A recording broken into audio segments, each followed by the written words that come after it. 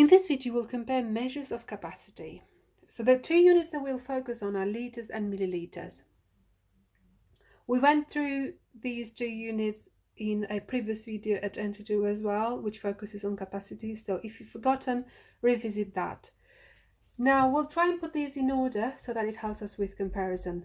Which one is smaller?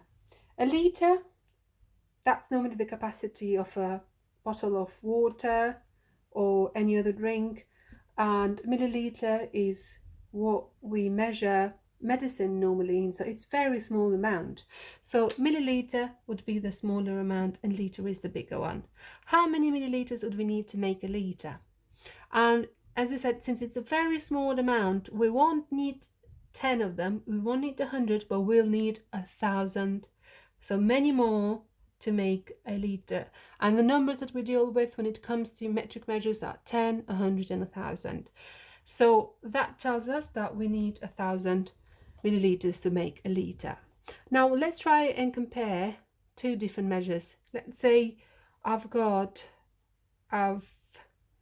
measured some liquid and it is 45 milliliters.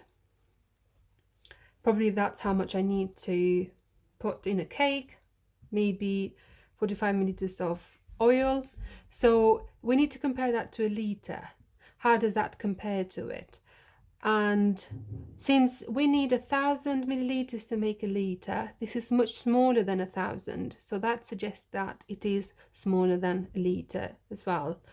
And if I measure the capacity of a bottle and you need 1,500 milliliters to fill it, comparison to 1 liter, that is going to be greater than, because we just need 1,000 and we've got more than, so we've got 1.5 liters here. So I'll say that is greater than a liter.